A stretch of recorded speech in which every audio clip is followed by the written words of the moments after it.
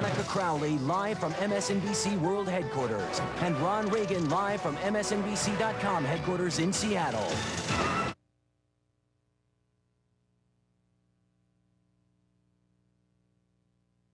Got two great guests to help us continue this conversation. French-Israeli filmmaker Pierre Rehov's film Suicide Killers will be released here in this country this fall. It examines the psychopathology of suicide bombers and includes interviews with imprisoned bombers, their families, and the survivors of their work.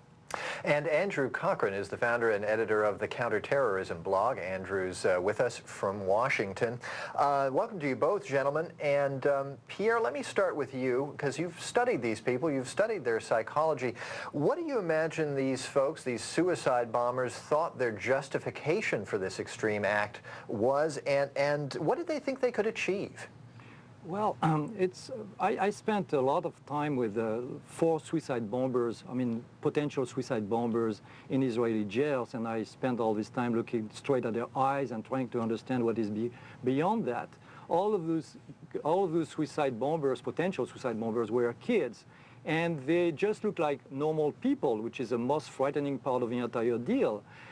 The problem that they have is a result of a long brainwashing, which is in connection with their culture, a culture in which a lot of things are forbidden on earth but are completely allowed in heaven. You have to understand that these kids have no hope on this planet, and this no hope has nothing to do with our civilization being bad to them. It completely has to do with all of the things which are forbidden under Islam and which are becoming completely authorized in the other world. For 1 second, at the very moment they blow themselves up, they have absolute power. They are beyond any kind of punishment. They do that for Allah, and anything else on earth is non-pure, is impure. They are dealing with the concept of purity. They want to get rid of whatever is not Islam and whatever is not impure. And it's delusional. It's something which has been built up so badly in their mind for such a long time that this is for them absolute truth. Andrew, I'd like to get your read on this question as well. From what you know, from what you've studied of these suicide bombers, what is the profile of one of these kinds of terrorists? Well, Monica, it's interesting that we see the similarities, some really disturbing similarities between the 20-somethings involved in the London bombings and 2 arrested 20-somethings in the United States, Ahmed Omar Abu Ali in Northern Virginia and Hamid Hayat in the Lodi, California terrorism case. In all 3 instances, you have these young men who are educated or brought up in the Islamic culture of their localities, and they travel overseas. Tanweer and Hayat and Lodi went to Pakistan, and Abu Ali to Saudi Arabia, and they're really brainwashed. The words brainwashed and recruited is excellent, because that's the practice that happened here. And I think what we have to get to is the whole system of education and the means of their formation. There's been a real problem with in those mosques and schools that the Muslims in the United States and the UK are going to have to deal with very directly. There was a study out earlier this year from the Freedom House organization, nonpartisan group, which studied propaganda that was distributed in mosques and schools across the United States, much of it sponsored from Saudi Arabia. And it was filled with hate messages towards Israel and the United States. So if you look at, for instance, Abu Ali in Northern Virginia, he had a document in his room in his house, praising Mullah Omar. And if you look at the Lodi case, Hayat, when he went to Pakistan, he was being trained at a terrorist camp where they had pictures of American politicians and President Bush on the targets. Right. Now that goes really deep into the mosques and schools, and that's what has to be dealt with very Pierre, quickly. let me ask you about the question of suicide. If they wanted just to kill people they consider to be infidels, they could certainly take a machine gun into a crowd and so on. Why do they blow themselves up? Is there any element of Islam that suggests that dying in a form of jihad is the only guaranteed way to get to heaven? It's a bad interpretation of the Quran, and the real good Muslims, when they talk about it, they all say the same thing. It's a bad interpretation.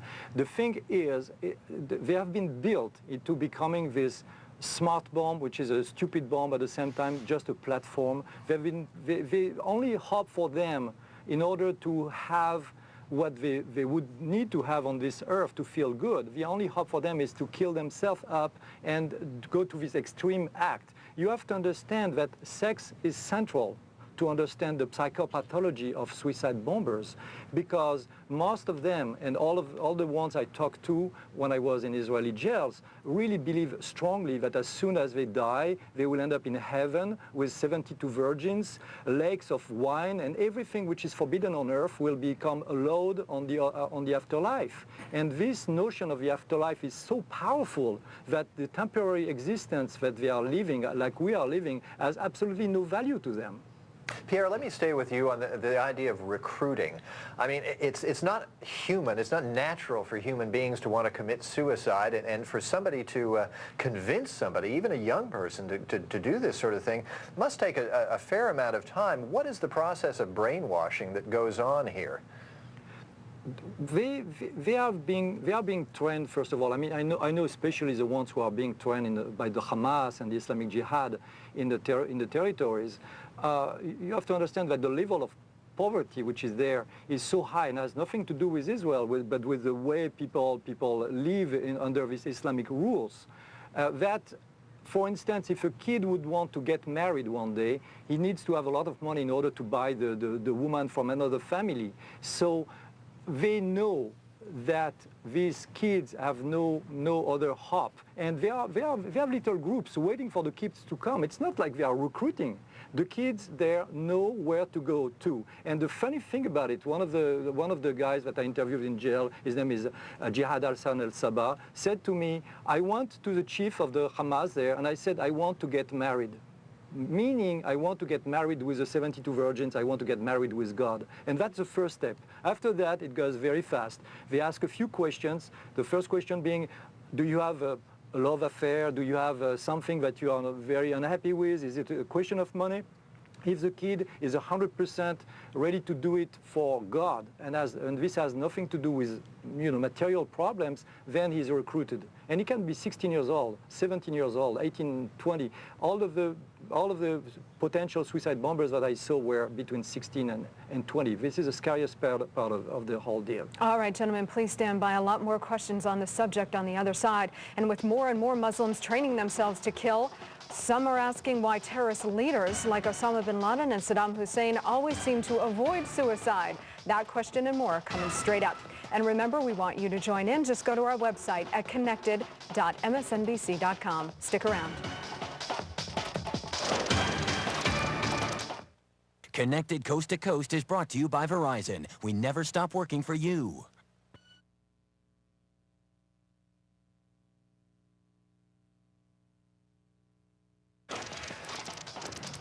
In our first edition of Connected today, we checked in on what some of the Muslim bloggers are saying about the London bombings. Bloggers closer to home are also weighing in on developments in the bombing investigation and about the Muslim roots of the suspects. The blogger at Why Am I Here is angry with those who carried out the attacks. This blogger says they are exploiting the sufferings of Muslims and using extremely passionate young Muslims to bring shame to Islamic communities around the world. And the blogger over at My So-Called Blog calls on senior members of the Muslim community in Great Britain and beyond to stop turning a blind eye to terrorism, saying they shouldn't just condemn these acts of violence. Bloggers here say they need to actually combat them at the start during the education of young Muslims. Well, now let's bring in Daniel Pipes. Daniel Pipes is a Middle East expert and director of the Middle East Forum. On his blog, Daniel has been commenting on just how a young Muslim can be tempted to become a suicide bomber. Daniel now joins us from Philadelphia. Great to see you. Good to see you, Monica. Well, let me start with this whole question of suicide bombings and how individuals become a suicide bomber. It seems that when I take a look at the vast Muslim world, in parts of the Muslim world, there exists this culture of elevating these bombers to hero status, where they are exalted as martyrs and they have things named after them and so on. Doesn't that need to change, that sort of culture of elevating these individuals and sanctifying them somehow? It definitely does, but I think it's important to note that this is not universal to Islamic culture, and indeed it's not specific to Islamic culture. If this were 1944, we'd be talking about the Japanese roots of suicide attacks, namely the kamikaze. If it were the 1970s, we'd be talking about the Irish. You know, it's a phenomenon in time, and it started in the early 1980s when the Iranian regime began recruiting suicide attackers for terrorism against the United States and others, for fighting the Iraqis. It then spread to others, including the Palestinians, who've made great use of it, and now Al-Qaeda and other groups as well. It's a learned thing. It is not universal to Islam by any means. It is something that goes back basically a quarter of a century. In terms of a solution, absolutely, you're right. We, the outside world, and the Muslim leadership, be it religious or political, intellectual, need to focus on ending this prizing of the suicide or the martyr bomber. There's a whole ideology that has built up around it that needs to be combated. It's a war of ideas, ultimately, in that certain ideas have become powerful, and the result is suicide bombing.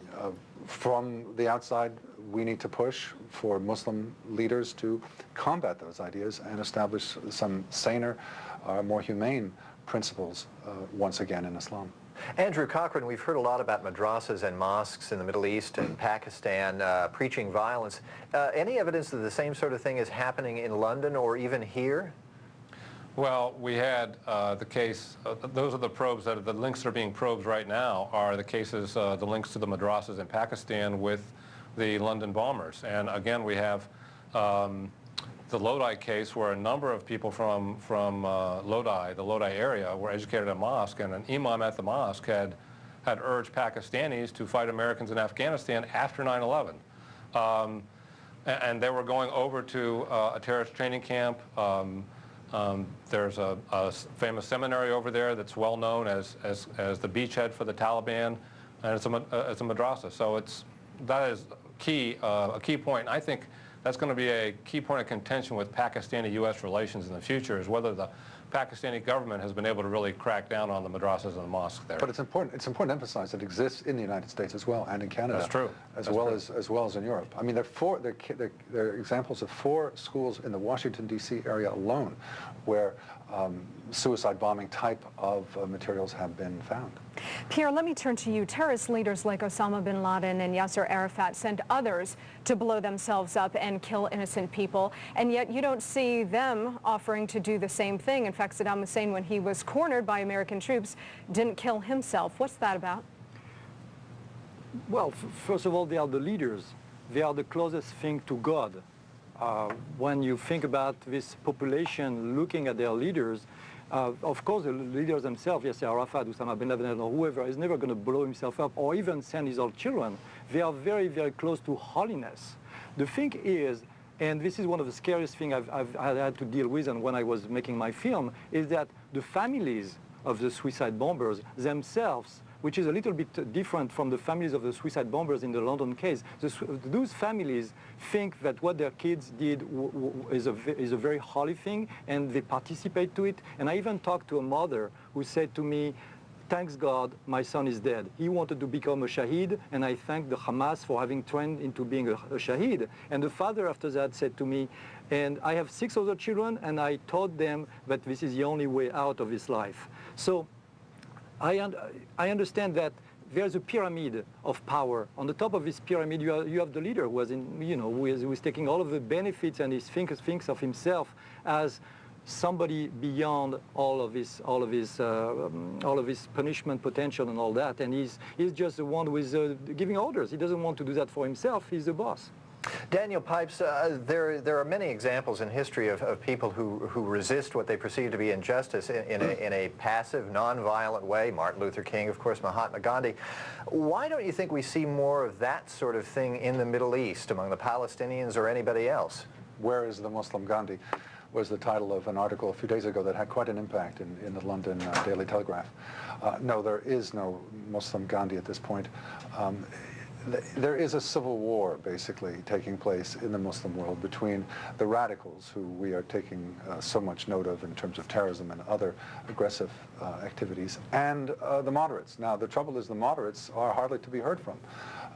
The radicals, although a minority of the Muslim population, have the money, the organization, the ideology, the cadres, and are dominating the discourse. And one of the things I very much think that we on the outside, the United States government, public institutions, and others need to do is celebrate, encourage the moderates, the anti-Islamists, the people who want to stand up to this and offer a different viewpoint. But until now, their voices are weak and few and fractured. And the problem is civil war with only one side is fighting actively. Gentlemen, a fascinating, if troubling conversation. Andrew Cochran, Daniel Pipes, and Pierre Rehov. And we should mention that Pierre's film comes out in the U.S. in the fall. Thank you all for coming by and sharing your thoughts. Appreciate it.